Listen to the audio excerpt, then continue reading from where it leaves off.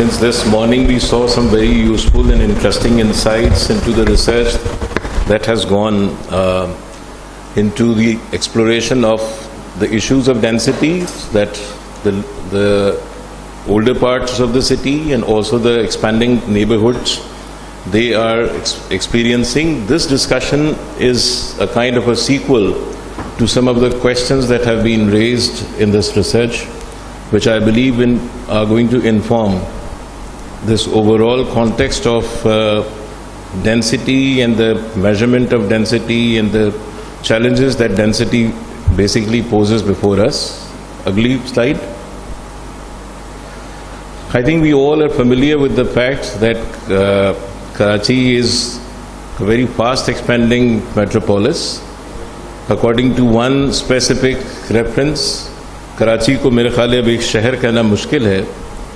یہ ایک urban region بن چکا ہے جس میں آس پاس کے جو علاقے ہیں اس کو بھی نہ صرف یہ کہ اس پہ اثر انداز ہو رہا ہے بلکہ کراچی میں ہونے والی ترقیاتی عمل کو آس پاس کے علاقوں میں بھی ایکسپیرینس کیا جا رہا ہے. خاص طور پہ وہ کوریڈورز آف موومنٹ جن کوریڈورز آف موومنٹ میں ترقیاتی عمل جاری ہے، خاص طور پہ کراچی کا ایسٹ اور کراچی کا ویسٹ. Next please.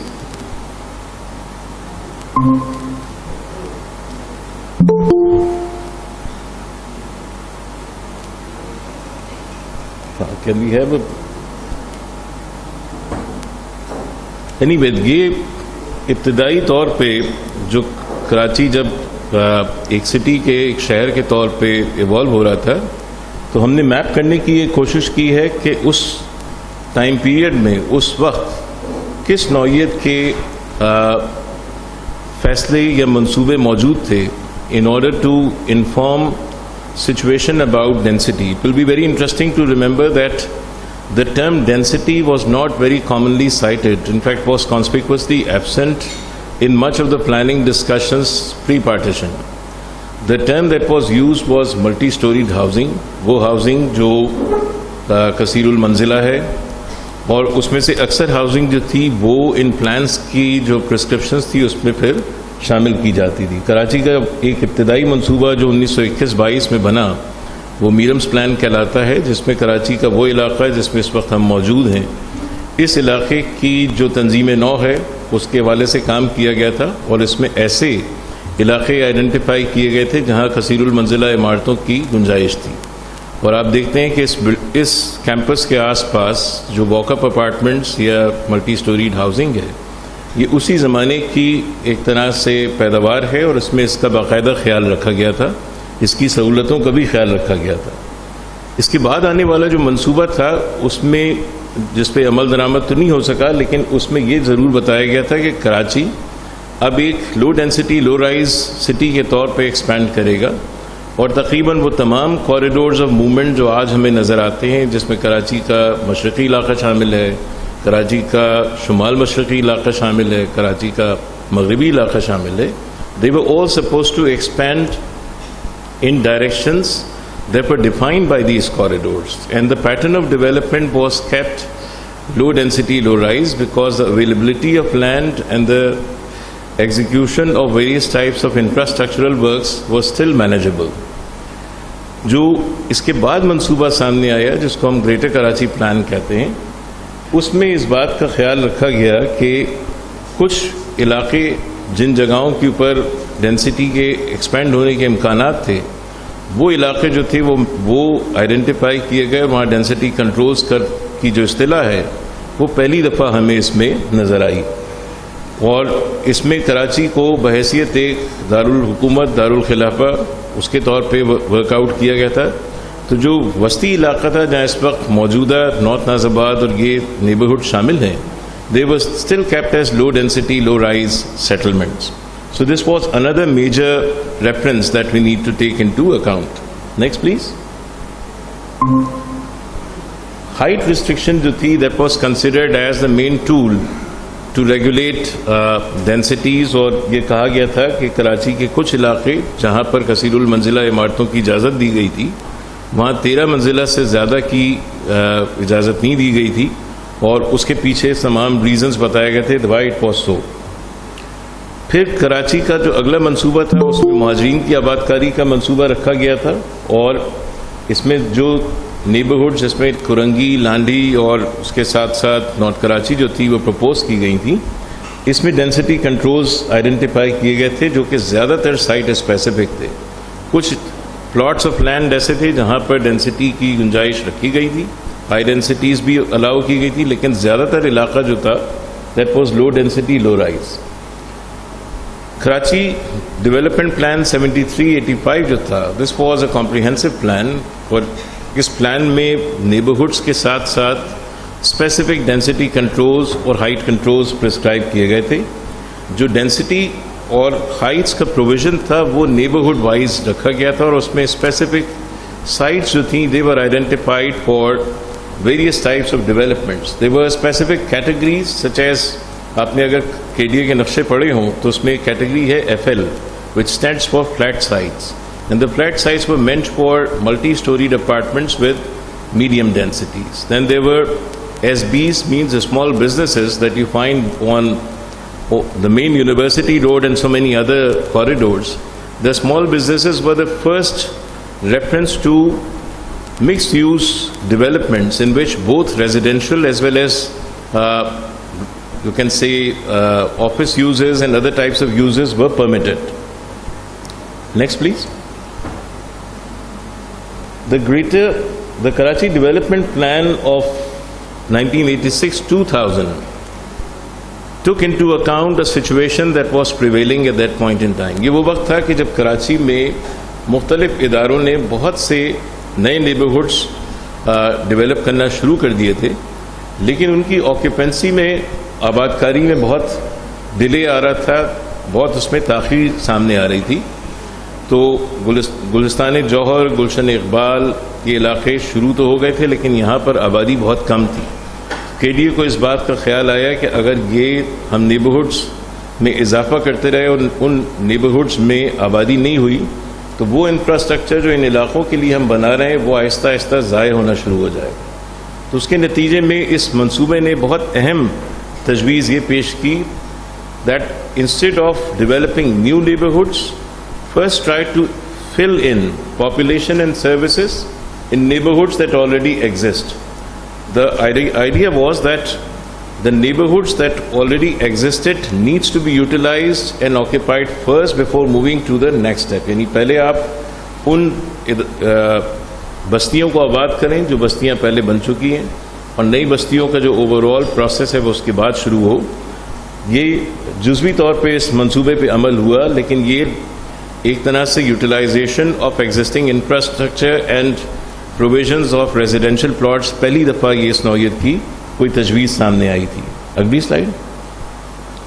جو اس سے پہلے والا پلان تھا 2020 میں جو بنا کراچی اسٹریٹجک ڈیولپمنٹ پلان، اس میں باقاعدہ ڈینسیفیکیشن کو فوکس کیا گیا، اور اس ڈینسیفیکیشن کے پروموشن کا جو مقصد تھا وہ کمرشل ڈیولپمنٹس کی اوور آل ترغیب تھی. لوگ زیادہ سے زیادہ عمارتوں کے اندر انویسٹ کر رہے تھے، تو اس بات کو ایک طرح سے یقینی بنایا گیا کہ زمین کا بہتر استعمال یا زمین کا انٹینسو یوز کسی نہ کسی طرح سے آباد کاری کے عمل کو اور اس کے ساتھ میڈیم ٹو ہائی ڈینسٹیز کو پروموٹ کرے. آلدو وہ انفراسٹرکچر کے ساتھ کیسے لنک ہوگا اس پلان نے کوئی باقاعدہ تجویز اس میں شامل نہیں کی.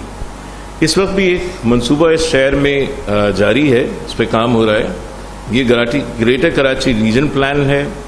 کچھ کنسلٹنٹس اس پہ کام کر رہے ہیں. اس کی شکل کیا ہوگی یہ ابھی کہنا قبل از وقت ہے، لیکن اس میں کچھ مشاورت کا عمل اور کچھ سرویز شروع ہو چکے ہیں. اگلی سلائیڈ. اب اس میں ہم ان میرے خیال ہے پالیسیز کا تذکرہ کرتے ہیں جن کا براہ راست یا بالواسطہ اثر جو ہے ڈینسیفیکیشن کے عمل پہ ہوا.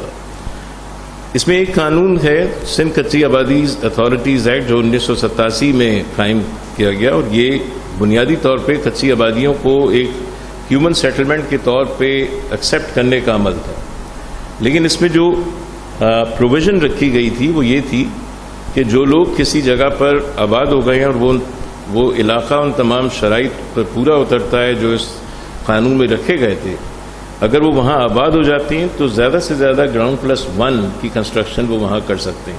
اس سے زیادہ کی کنسٹرکشن کی وہاں اجازت نہیں دی گئی تھی. 1987 کے بعد ایک طویل عمل ہوا جس میں آبادیوں کا سروے کیا گیا, ان کو ریگولرائز کیا گیا, ان کو مالکانہ حقوق دیے گئے, نئی آبادیاں جو بن رہی تھیں ان کو سروے کیا گیا. یہ پروسیس جاری رہا, لیکن کیونکہ یہ پروسیس بہت سے حوالوں سے حکومت کے جو سیاسی مقاصد تھے اس پہ اثر انداز ہوتا تھا, لہٰذا اس میں چینجز آتے رہے. مثلاً 2020 کے بعد اس پہ عمل درآمد بہت ہی آہستہ ہو گیا, کیونکہ جو اس وقت کی حکومت تھی شاید وہ اس عمل سے متفق نہیں تھی, اس وجہ سے اس پروسیس میں کافی کمی آ گئی. اس پچھلی سلائڈ پہ جائیے گا. اس سے پہلے والا جو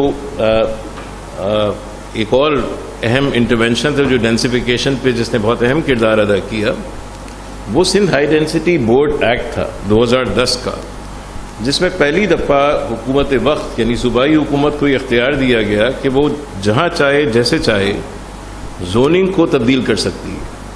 اگر کسی علاقے کو وہ تجویز کرنا چاہیں کہ یہاں ہائی ڈینسٹی کنسٹرکشن ہو سکتی ہے تو وہ آربیٹریرلی اس جگہ کو ڈیمارکیٹ کرنے کے بعد ہائی ڈینسٹی زون ڈکلیئر کر سکتی ہے, اور اس کے نتیجے میں ہونے والا ڈیولپمنٹ ان قاعدے اور قوانین کے تابع ہوگا جو کہ اس پرٹیکولر پرسکرپشن میں شامل کیا جاتا ہے.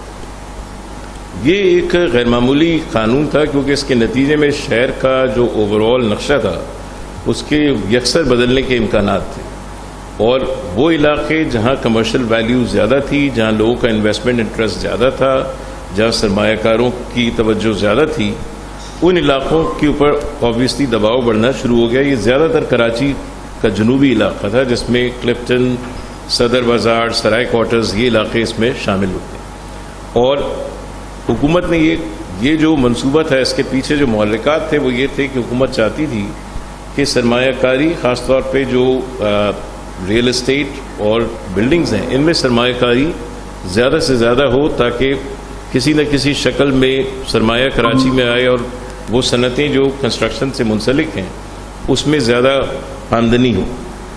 اس میں آبویسلی بہت سی عمارتوں کے بلڈنگ پرمٹس ایشو ہوئے, لیکن بہت سے انویسٹرز نے وہ عمارتوں کا کام شروع اس لیے نہیں کیا کیونکہ ہم سب واقف ہیں کہ اگر ایک ساتھ بہت سے منصوبے شروع ہو جائیں تو ان کی جو منافع بخش حیثیت ہے اس پہ اثر انداز ہوتے ہیں. ایک ساتھ بہت زیادہ سرمایہ کسی طور پہ بھی انویسٹرز کے لیے منافع بخش نہیں ہوتا. اگلی slide. Sindh building control ordinance جس کے تحت اس شہر کا بلٹ انوائرمنٹ ریگولیٹ ہوتا ہے, اکثر ہم جانتے ہیں کہ کراچی میں قوانین اور ریگولیٹری انٹرونشنز حادثات کے نتیجے میں ہوتے ہیں. کوئی حادثہ ہوتا ہے, پھر حکومت وقت پہ نوٹس دیتی ہے, کام شروع ہوتا ہے. تو اس قانون کا پس منظر میں آپ کو بتا دوں کہ 1978 اور 79 کے زمانے میں بہت سی عمارتیں جو کہ بلڈرز تعمیر کر رہے تھے وہ مختلف اوقات میں گر گئیں, اور اس کے نتیجے میں بہت سخت عوامی رد عمل سامنے آیا.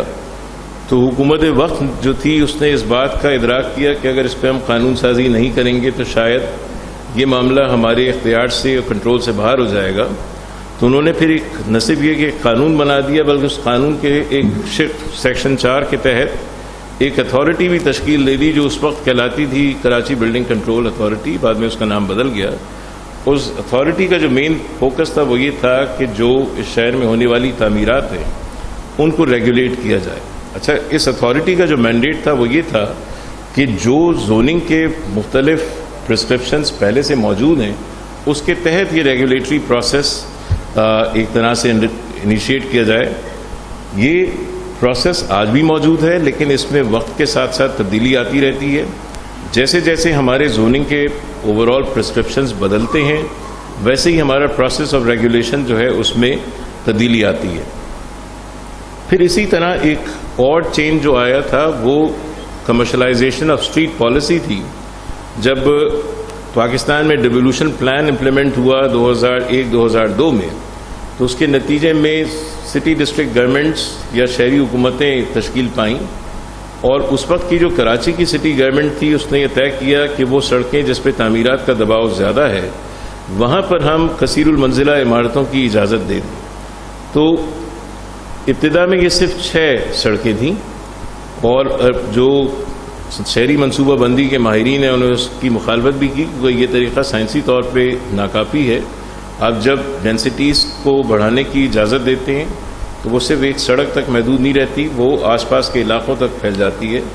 تو ان سائنسی بنیادوں پہ اس کی مخالفت تو ضرور کی گئی، لیکن یہ سلسلہ بڑھتا چلا گیا. ابتدا میں صرف 6 سڑکیں تھیں جو پھیلتے پھیلتے 51 سڑکوں تک ایکسپینڈ ہو گئیں، اور آج بھی اس میں جب کبھی بھی کوئی سڑک جس پہ اس کے امکانات نظر آتے ہیں کہ وہ ڈینسٹی بڑھ رہی ہے تو ان کے پاس یہ اختیار ہوتا ہے کہ وہ متعلقہ ادارے کو درخواست دیں، اور اس درخواست کے نتیجے میں اگر حکومت محسوس کرتی ہے تو وہاں پر فلور ایریا ریوائز کرنے کا ان کے پاس امکان موجود ہے. تو اس کے نتیجے میں جو اثرات ہوئے وہ یہ تھے کہ وہ ڈینسٹی جو بظاہر نظر آ رہا تھا کہ صرف اسٹریٹ تک محدود ہے، وہ آہستہ آہستہ جو نیبرہڈ ہے اس کے اندرونی علاقوں میں بھی پھیلنا شروع ہو گئی. آپ شارع فیصل کی مثال لیں، شارع فیصل پہ وہ رہائشی پلاٹس جہاں پر گراؤنڈ +1 بینگلوز موجود تھے، وہاں پر اجازت دی گئی کہ آپ کثیر المنزلہ عمارتیں بنا سکتے ہیں. تو وہاں ہوا یہ کہ سڑک کے فرنٹ کے اوپر تو عمارتیں بنی ہی، لیکن PCHS بلاک 6 اور اس سے متعلق جو نیبرہڈ ہے وہاں پہ بھی یہ سلسلہ جاری ہو گیا، اور یہ آپ کو ابھی بھی نظر آتا ہے. Next please. اب ہم اس میں کچھ ایسے فیکٹرز کی بات کرتے ہیں. کچھ چیزیں میرے خیال ہے سامیہ کی پریزنٹیشن میں واضح ہو چکی ہیں. اسکیرسٹی آف لینڈ کی بات ہوتی ہے. میرے خیال ہے اسکیرسٹی آف لینڈ کو آپ اس کی لوکیشنل پروفائل کے حساب سے دیکھیں. زیادہ تر جو پریشر آتا ہے زوننگ کو تبدیل کرنے کا وہ سٹی سینٹر کے قریب جو علاقے ہیں ان پر آتا ہے، اور ہائی ڈینسٹی کنسٹرکشن چاہے آپ کو ہم کراچی کو دیکھیں، دوسرے شہروں کو دیکھیں، زیادہ تر آپ کو نظر آتی ہے کہ جو سینٹرل بزنس ڈسٹرکٹ اور سٹی سینٹر ہے وہ اس کے مرکز ہوتے ہیں، اور وہاں پر پھر اس کا پروویژن رکھا جاتا ہے اور پوری انفراسٹرکچر پلاننگ جو ہے اس کے تابع ہوتی ہے. دوسرا جو میرا خیال اہم فیکٹر ہے وہ یہ ہے کہ ہمارے پاس سرمایہ کاری کے لیے جو اویلیبل وسائل ہیں جس کو ہم فائنینشیل لیکوڈیٹی کہتے ہیں، جب وہ ایک خاص تناسب سے زیادہ ہو جاتے ہیں تو ہمیں اس کو چینلائز کرنے کے آپشنز ڈھونڈنے پڑتے ہیں. 1950s اور 60s میں یہ لیکوڈیٹی عام طور پہ صنعتوں میں یا مینوفیکچرنگ میں انویسٹ ہوتی تھی، دوسرے اور انٹرپرائزز میں ایکسپینڈ ہوتی تھی. لیکن پھر 90 اور سن 2000 کی دہائی کے بعد زیادہ تر جو لیکوڈیٹی تھی، اور اس لیکوڈیٹی میں ہم اوورسیز پاکستانیوں کے ریمیٹنسز بھی شامل کرتے ہیں، یہ عمارتوں میں اور ریئل اسٹیٹ میں انویسٹ ہونا شروع ہو گئی، جس کے نتیجے میں اس کی ڈیمانڈ میں اضافہ ہونا شروع ہو گیا.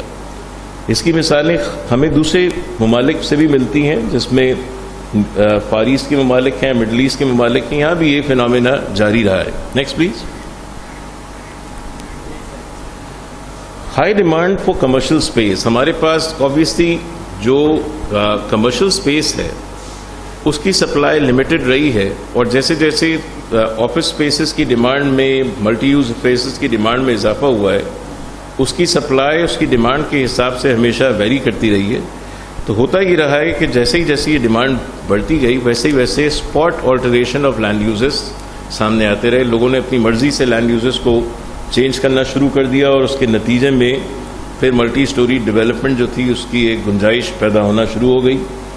اسی طرح سے ہمارے پاس پہلے جو ٹیکنالوجی تھی کنسٹرکشن کی، اس میں کثیر المنزلہ عمارتیں بنانے کے لیے روایتی کنسٹرکشن جو تھا وہ استعمال ہوتا تھا، لیکن جیسے جیسے اس میں بہتری آئی اس کے ساتھ ساتھ ہی ہمارے پاس جو ہائی رائز یا ٹال بلڈنگ کنسٹرکشن کا سنڈروم ہے وہ ایکسپیرینس کرتے ہیں، وہ بڑھتا چلا گیا. یہ سن 2000 کے بعد کا زمانہ ہے.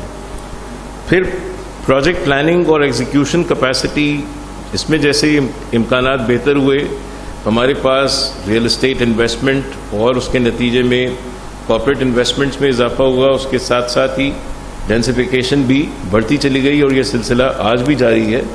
جو اس میں گیپ ہے وہ یہ ہے کہ جو high density high rise construction کے لیے ایلوکیشن آف پراپر لینڈ ہونی چاہیے وہ نہیں ہوئی. ہم نے صرف یہ ازیوم کر لیا کہ جو آلریڈی اویلیبل لینڈ ہے وہی کنٹینیوسلی ریسائیکل ہوتی رہے گی اور نئی عمارتوں کے لیے جواز پیدا کرتی رہے گی.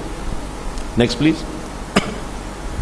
جو اس کے سماجی فیکٹر ہیں میرے خیال سے پہلی پریزنٹیشن میں بہت اچھی طرح واضح ہو چکے ہیں. اس میں سب سے بڑا جو چیلنج ہے وہ یہ ہے کہ جیسے جیسے ہم سطح زمین سے دور ہو جاتے ہیں ہیومن انٹریکشن کم ہو جاتا ہے، اور اس کے نتیجے میں جو مختلف نوعیت کے سماجی مسائل ہیں، خاص طور پہ وہ نیبرہڈز جو کہ ہیٹروجینسلی پلانڈ ہوتی ہیں یا ڈیولپ ہوتی ہیں، وہاں یہ مسئلے زیادہ ہوتے ہیں. ٹیکنالوجی کے ایکسپینشن سے کنسٹرکشن تو ہم اچیو کر لیتے ہیں، لیکن اسپیس پلاننگ کے جو اوور آل پری ریکوزٹس ہیں بعض کیسز میں ہم وہ اچیو نہیں کر پاتے. مثلاً ایک ہیلدی لائف کے لیے جو پبلک اسپیسز کی امینٹیز کی ضرورت ہوتی ہے، یہ کنسٹرکشن عام طور پہ اس کے جو پلاننگ کے مختلف آپشنز ہوتے ہیں وہ ہمیں فراہم نہیں کر پاتی. اگلی سلائڈ. اس کے سائیکولوجیکل امپیکٹس بہت زیادہ ہیں. کچھ اسٹڈی میں بھی ڈاکیومنٹ ہوئے ہیں کہ بہت سے لوگ جو ان عمارتوں میں رہتے ہیں، خاص طور پہ جب یہ رہائش کے لیے استعمال ہوتی ہیں، تو لوگوں کو ایک قسم کا موبلٹی بیریئر ڈیولپ ہو جاتا ہے. جو ضعیف لوگ ہوتے ہیں وہ کوشش یہ کرتے ہیں کہ وہ کم سے کم نیچے آئیں، اور جو بچے ہوتے ہیں ان کو باہر کھیلنے کے لیے نہیں بھیجا جاتا، کیونکہ پیرنٹس کو یہ خوف ہوتا ہے کہ بغیر انسپروائز وہ نیچے جائیں گے ان کی دیکھ بھال کون کرے گا. تو these are some of the examples of various types of barriers that are developed with it. جو کنٹمپریری لائف سٹائل کے ساتھ اس کا کنیکشن ہے وہ بہت اہم ہے. سوشیولوجیکل اسٹڈیز ہمیں بتاتی ہیں کہ ہمارا جو مشترکہ خاندانی نظام ہے وہ اب کمزور ہو رہا ہے. People are now adapting a nuclear family style, جس میں کم لوگ ایک یونٹ کے اندر رہائش پذیر ہوتے ہیں. تو بہت سے ماہرین کا یہ خیال ہے کہ یہ جو اپارٹمنٹ یا یونٹ اسٹائل ہاؤسنگ ڈیولپمنٹ ہے، یہ اس لائف اسٹائل سے کسی حد تک مماثلت رکھتا ہے، لیکن اس کے ساتھ ساتھ جو مختلف سروسز فراہم ہونی چاہیے، بعض کیسز میں وہ سروسز اس کے ساتھ شامل نہیں ہوتی. Next please. اب ہمارے پاس جو ڈینسیفیکیشن کے مختلف آپشنز ہیں، اس میں سب سے کامن پلانڈ اور ان پلانڈ ایریاز میں آپ کو ایگزامپلز نظر آتے ہیں. اس میں ایک اسپاٹ ڈینسیفیکیشن ہے. Means that you densify a plot or you densify a house that was a single unit house. ایک آپ کہہ سکتے ہیں ایک عام بنگلہ، اس کو آپ ڈیمالش کر کے اس کی جگہ آپ مکان بنا دیں. ایک گھر ہے، اس کو ڈیمالش کر کے آپ کثیر المنزلہ عمارت بنا دیں. This is something that is followed across. ہو سکتا ہے کہ یہ کارآمد ہو، لیکن اگر آپ اس کو بغیر کسی تکنیکی سپورٹ کے ڈیولپ کریں گے تو اس سے نقصانات ہونے کے امکانات بہت زیادہ ہیں. بہت سے ایسے پارسلز آف لینڈ جو رہائشی مقصد کے لیے نہیں ہوتے، امینٹیز کے لیے ہوتے ہیں، وہاں بھی آپ دیکھتے ہیں کہ کثیر المنزلہ عمارت بن جاتی ہے. یہ ایک اور پیرالل ریسرچ ہے جو ہم کر رہے ہیں. ایک فینومینا ہے جس کو عرف عام میں کہا جاتا ہے چائنا کٹنگ. اس کا چائنا سے کوئی تعلق نہیں ہے، لیکن یہ آپ کو پاکستان کے اور خاص طور پہ کراچی کے شہروں کے اندر بہت تیزی سے پھیلتی ہوئی نظر آئے گی، جہاں امینٹی پلاٹس کو ہم ٹرانسفارم کر لیتے ہیں for various types of uses. اور اس میں کنسیڈر یہ کیا جاتا ہے کہ اگر آپ گراؤنڈ اسٹوریج اسٹرکچر بنائیں گے تو وہ تو کوئی بھی آ کے ڈیمالش کر جائے گا. اگر آپ پہلے ہی انیشیٹو میں 3 یا 4 منزلہ عمارت بنائیں گے تو اتھارٹیز یا کوئی اور شاید اتنی آسانی سے ان کو ڈیمالش نہ کر سکے. تو ہمارے سروے کے مطابق کراچی میں 1578 پلانڈ پارک کے پلاٹس ہیں، اور اس میں سے 65% جو ہے وہ چائنا کٹنگ کا شکار ہے. یہ اسٹیٹسٹکس خاصی الارمنگ ہے، لیکن جو اس سے زیادہ خطرناک بات ہے وہ یہ ہے کہ اس میں اضافہ ہو رہا ہے، یہ کم نہیں ہو رہا ہے. Next please. ایک اور جو اہم آسپیکٹ ہے وہ یہ ہے کہ ہمارا جو ساحلی علاقہ ہے، چاہے وہ پلانٹ کوسٹل لوکیشنز ہو یا وہ لوکیشنز جہاں پر لینڈ یوز کا تعین نہیں ہوا، وہاں پر ڈینسیفیکیشن آپ کو بڑے پیمانے پہ نظر آتی ہے. یہ آپ کو پلانڈ ایریاز میں بھی یہ فینومینا نظر آتا ہے، جو لو انکم سیٹلمنٹ سے وہاں پہ بھی نظر آتا ہے. انر سٹی اور کچی آبادی کا ڈینسیفیکیشن یہ بھی ایک پھیلتا ہوا فینومینا ہے. کچی آبادیز میں بھی اس میں کیٹیگرائزیشن سمجھنا بہت ضروری ہے. وہ کچی آبادیاں جو سٹی سینٹر کے قریب ہیں وہاں ڈینسیفیکیشن بہت زیادہ ہے. آپ نے دہلی کالونی دیکھی جو کہ ٹیکنیکلی اسپیکنگ کچی آبادی کے زمرے میں نہیں آتی، لیکن وہاں آپ نے ڈینسیفیکیشن کا حال دیکھ لیا. اس سے بہت قریب ہی ایک اور کچی آبادی ہے نیلم کالونی، شاہ رسول colony and upper and lower گزری. وہاں اگر آپ کا جانا ہو تو آپ دیکھیں گے کہ گراؤنڈ پلس 6 اور 7 اسٹوری اسٹرکچرز بہت چھوٹے پلاٹس پہ عام نظر آتے ہیں. تو اس کا بنیادی ریزن وہاں کی ڈیمانڈ ہے، اور ڈیمانڈ اس وجہ سے کہ لوگ ٹرانسپورٹیشن پہ اپنے اخراجات کو لمٹ کرنا چاہتے ہیں، اپنے کام کی جگہ کے قریب رہنا چاہتے ہیں. Next please. جو امپیکٹس ہے وہ یہ ہے کہ عام طور پہ یہ جو کنسٹرکشن ہوتی ہے اس میں ایک بہت بڑا فیکٹر جو ہے وہ ٹائم کا ہوتا ہے. ٹائم سے مراد کہ جو انویسٹرز ہوتے ہیں وہ اپنے کام کرنے والوں کو، جس میں زیادہ تر پیٹی کانٹریکٹرز ہوتے ہیں، ان کو بہت ہی کم وقت دیتے ہیں کنسٹرکشن کو مکمل کرنے کا، کیونکہ اس میں سے اکثریت جو کنسٹرکشن کی ہے وہ غیر قانونی ہوتی ہے. تو ان کو اس بات کا خوف ہوتا ہے کہ اگر یہ کنسٹرکشن جلدی مکمل نہیں ہوئی تو شاید اتھارٹیز اس پہ ایکشن لے لیں گی، اور اس کی وجہ سے آپ دیکھتے ہیں کہ جو کوالٹی آف کنسٹرکشن ہوتی ہے وہ بہت ہی زیادہ ناقص ہوتی ہے. دوسرا یہ ہے کہ آبویسلی ان علاقوں کے اندر انفراسٹرکچر کا جو پروویژن ہے، کچی آبادیوں میں ویسے ہی انفراسٹرکچر بہت لمیٹڈ ہوتا ہے، اور جب ان کی ڈینسٹی بڑھ جاتی ہے تو وہ انفراسٹرکچر بعض صورتوں میں، خاص طور پہ وہ انفراسٹرکچر جو زیر زمین ہے، سرو کرنے کے قابل نہیں رہتا، اور لوگ اپنی مدد آپ کے تحت بہت سے ایسے پروویژنس کریٹ کر لیتے ہیں جو بعد میں بہت نقصان دہ ہوتے ہیں. ہم نے کراچی میں پچھلے 2 سے 3 سالوں کے دوران بہت سی عمارتیں ہیں جو گرتے ہوئے دیکھی ہیں، اور ان عمارتوں میں جب تحقیقات کی گئیں تو یہ اندازہ ہوا کہ بعض جگہ جو بورنگ کے نتیجے میں پانی نکالا جا رہا تھا، وہاں سے زیر زمین جو گیپس پیدا ہو گئے، اس نے فاؤنڈیشنز کو اور دوسرے جو بلڈنگ کمپوننٹس تھے ان کو کمزور کر دیا، اور اس کے نتیجے میں حادثات ہوئے. نیکسٹ، سرکولیشن کا جو ایک بہت ہی اہم ضرورت ہے، وہ ایک بہت بڑا چیلنج ہے ان تمام نیبرہڈس میں، اور اس سرکولیشن کو اگر آپ کمپیئر کریں ان قوانین کے حوالے سے جو ہم نے پہلے جس کا تذکرہ کیا، تو یہ ان اصولوں پر بھی پورا نہیں اترتی. کچی آبادی ایکٹس کے ساتھ ہی کچی آبادی ریگولیشنز قائم کیے گئے تھے، اور اس میں ایک بہت اہم جو شق تھی وہ یہ تھی کہ کوئی بھی لین 8 فٹ سے کم نہیں ہوگی. یہ وڈتھ آف دا اسٹریٹ کی میں بات کر رہا ہوں، اور اس میں انہوں نے اس کو ڈیزگنیٹ کیا تھا ایز اے پیڈسٹرین اسٹریٹ. وہ اسٹریٹ جس پہ کسی قسم کا کوئی وہیکل آپریٹ کرے گا، اس کی منیمم وڈتھ آئیڈینٹیفائی کی گئی تھی 12 فٹ. آپ سب نے اپنے سرویز میں دیکھا کہ وہ انٹرنل اسٹریٹس جہاں پر گاڑیاں بھی چل رہی ہیں، جہاں موٹر سائیکلز بھی آپریٹ کر رہی ہیں، بعض کیسز میں وہ 3 اور 4 فٹ کے درمیان ہیں، جو کسی طور پہ بھی اس سٹینڈرڈ پہ پورا نہیں اترتی. ان عمارتوں کا جو پروسیس آف ڈکے ہے وہ بہت تیز ہے. یہاں بہت سے سینئر آرکیٹیکٹس بیٹھے ہیں، وہ ان سب کے علم میں ہے کہ ہم جب عمارت ڈیزائن کرتے ہیں تو اس کی ڈیزائن لائف ہمارے سامنے ہوتی ہے، اور وہ ڈیزائن لائف بہت سے فیکٹرز کا مجموعہ ہوتی ہے. لیکن اس نوعیت کی جو کنسٹرکشن ہے، کیونکہ اس میں بہت سے فیکٹرز ان نون ہوتے ہیں اور اس کا کوئی ریکارڈ اویلیبل نہیں ہوتا، لہٰذا یہ اندازہ لگانا کہ یہ عمارت کتنے عرصے تک کام کرتی رہے گی بہت مشکل ہوتا ہے. اور آپ دیکھتے ہیں کہ بہت سی ایسی عمارتیں جن میں تعمیرات ہوئے 5 سے 7 سال ہوئے ہوتے ہیں، بہت تیز رفتاری کے ساتھ وہ کریک ہونا شروع ہو جاتی ہیں، اور پھر اس میں حادثات نمودار ہوتے ہیں. نیکسٹ، یہ ابھی جو عمارت بغدادی کے علاقے میں گری ہے کہ اس کے فیکٹرز ہیں، اس کی فورنزک انالیسس بہت سے ماہرین کر رہے ہیں، اور اس میں اندازہ یہی ہوا کہ مختلف سٹیجز میں بننے والی اس عمارت میں بہت سے ایسے فنڈامنٹل فلاز تھے جس کے نتیجے میں جو اس نوعیت کے حادثے کا تھا وہ ناگزیر ہونا تھا. Next please. یہ ڈینسٹی کا ایک میپ ہے جس سے آپ کو اندازہ ہوتا ہے کہ کچی آبادیاں کس تیز رفتاری کے ساتھ ڈینسیفائی ہو رہی ہیں.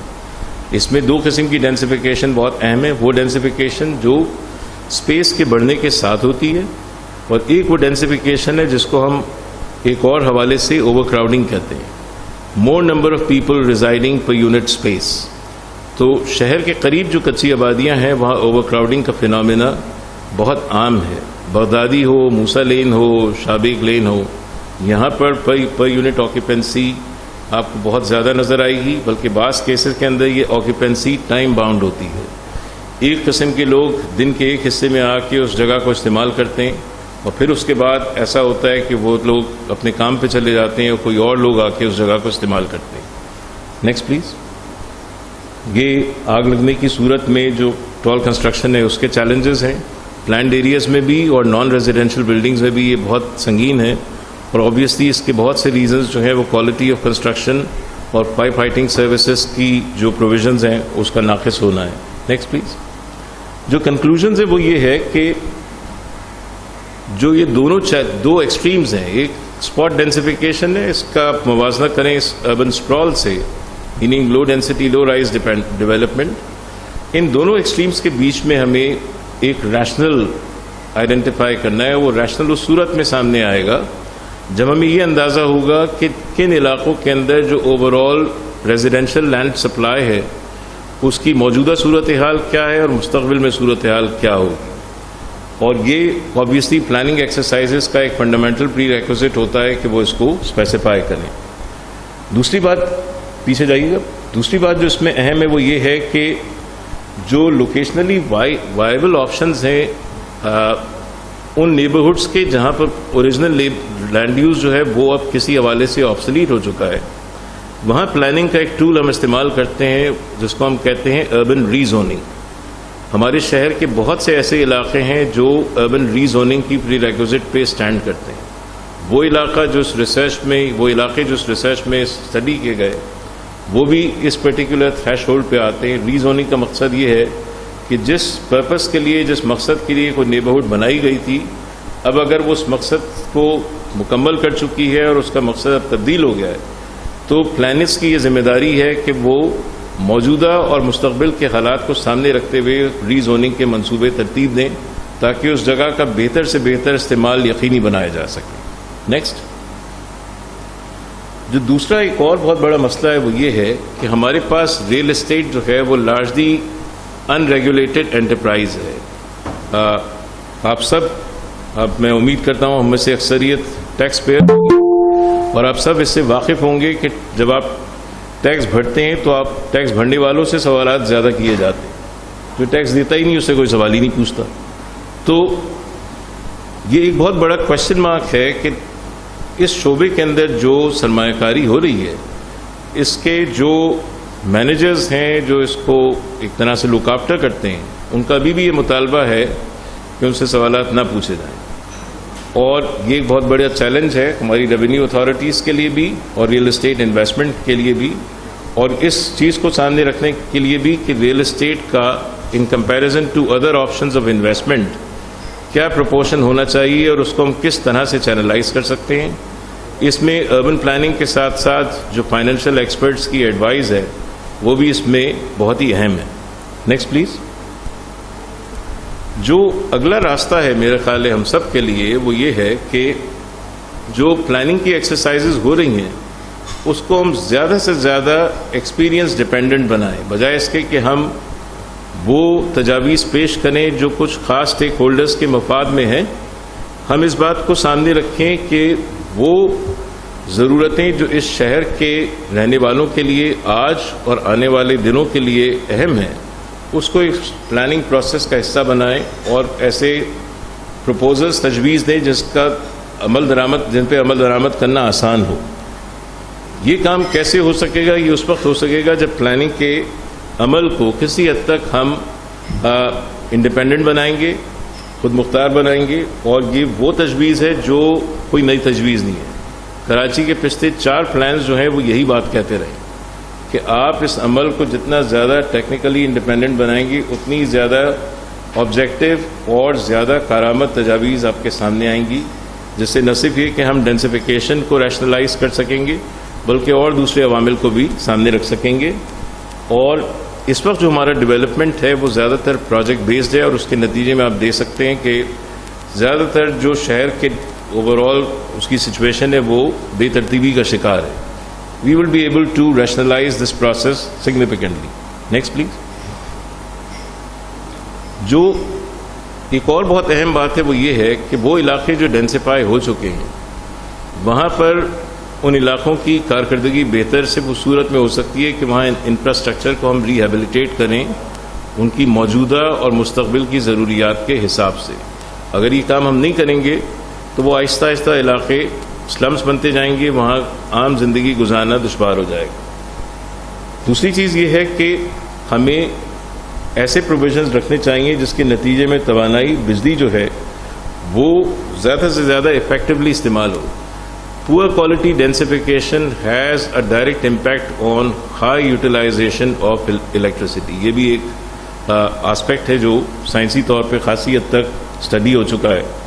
اور فائنلی ہائی ڈینسٹی ڈیولپمنٹ میں اس بات کا خیال رکھنا بہت ضروری ہے کہ اس کے نتیجے میں جو ہمارے انڈر پریویلیج اور ونریبل کمیونٹیز ہیں ان کو زیادہ سے زیادہ کارآمد آپشنز مہیا ہو. یہ تمام چیزیں جو ہم نے دیکھی ہیں، چاہے وہ اسپاٹ ڈینسیفیکیشن ہو یا کوئی اور اس نوعیت کا کام ہو، اس میں اگر ہم صحیح منصوبہ بندی اور سائنسی حکمت عملی کے ساتھ کام کریں گے تو ان میں سے بہت سی پروسیسز ایسی ہیں جو عام لوگوں کے لیے مفید ثابت ہو سکتی ہیں، ان کی روزمرہ کی زندگی آسان ہو سکتی ہے.